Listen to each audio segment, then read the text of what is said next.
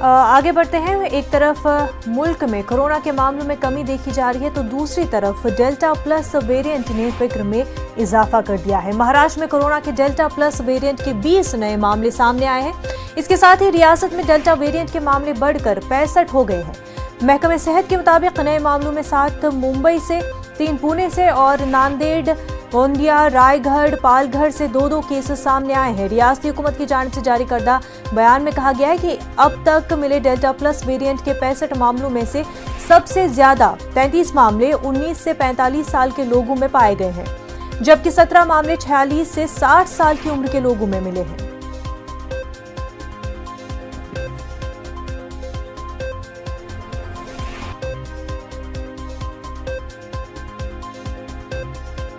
महाराष्ट्र में अनलॉक के तहत हुकूमत ने 15 अगस्त से कोरोना से मुतल्लिका पाबंदियों में नरमी करने का फैसला किया, जिसमें रियासत भर में होटल और रेस्टोरेंट को रात 10 बजे तक खोलने की इजाजत दे दी गई है। साथ ही 50% गुंजाइश के साथ लोगों को बैठने की इजाजत भी होगी। सभी दुकानों को भी 10 बजे तक खुलने की इजाजत दी गई है।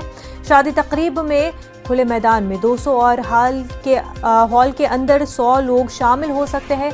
सिनेमा घर, थिएटर और मल्टीप्लेक्स इबादतगाहों के खुलने के लिए फिलहाल अभी और इंतजार करना होगा। लोकल ट्रेन, दफातर और शॉपिंग मॉल्स और रेस्टोरेंट में दोनों डोज ले चुके लोगों को ही दाखिले की इजाजत होगी। इन सभी नरमियों के साथ कोरोना गाइडलाइंस पर सख्ती से अमल न करने वालों के खिलाफ कार्रवाई भी की जाएगी। हमारे नुमाइंदे वसीम इस वक्त हमारे साथ जुड़ चुके हैं। वसीम, एक तरफ जहां कोरोना गाइडलाइंस में, कोरोना रेस्ट्रिक्शंस में नरमी बढ़ती जा रही है, दूसरी तरफ डेल्टा प्लस के जो केसेस है वो भी बढ़ रहे हैं।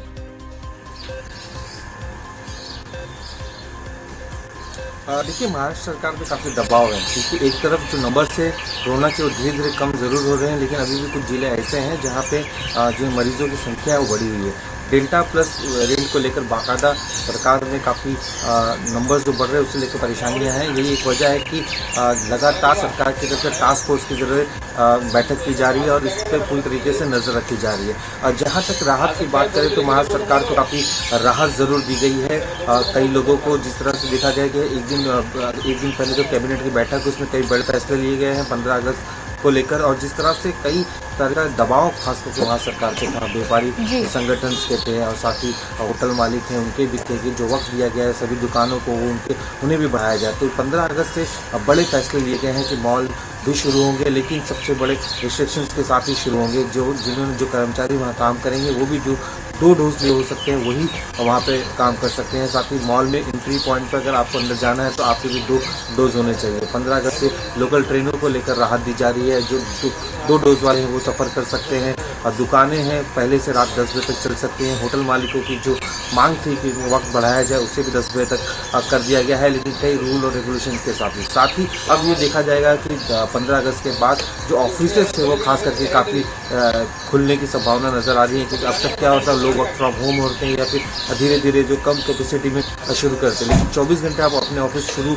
करने की अनुमति ज़रूर दी गई है, लेकिन इसके 4 बैचेस करने होंगे। अगर आपके पास 100 स्टाफ है तो आपको 25 से 4 बैचेस करने होंगे। तो इस तरह की कई तरह की सहूलियत दी, लेकिन एक तरफ डेल्टा का जिस तरह से कहर आया है उसे लेकर भी परेशान नज़र आ रही है। यही वजह है कि थर्ड लहर को लेकर भी सरकार पूरी तरीके से अलर्ट नज़र आ रही है। जो ऑक्सीजन है वो उसकी जो कमियां हैं उसे पूरी करने की कोशिश कर रही है, क्योंकि उनका अनुमान लगाया जा रहा है कि अब जो तीसरी लहर आएगी वो 1.5 गुना ज़्यादा हो सकते हैं, उसमें नंबर्स बढ़ सकते हैं। तो ऐसे वक्त में ऑक्सीजन की ज़रूरत सबसे ज़्यादा पड़ेगी। मैं आपको बताना चाहूँगा कि 1300 मैट्रिक टन ऑक्सीजन महाराष्ट्र के पास है रोजाना, और जो तीसरी लहर अगर आती है तो उस दौरान 2000 मैट्रिक टन ऑक्सीजन लगने की संभावना, यानी कि जो 700 मैट्रिक टन है ऑक्सीजन उसकी कमी को पूरी करने के लिए वक्त चाहिए। और ये भी कहीं ना कहीं हिदायत दी, अगर रूल और रेगुलेशन को तोड़ा गया तो आने वाले दिनों में हो सकता है कि अगर नंबर्स बढ़े तो ये लॉकडाउन एक बार फिर महाराष्ट्र की जनता को देखने को मिल सकती है। बिल्कुल वसीम, बेहद शुक्रिया आपका तमाम तर तफसीलात के लिए।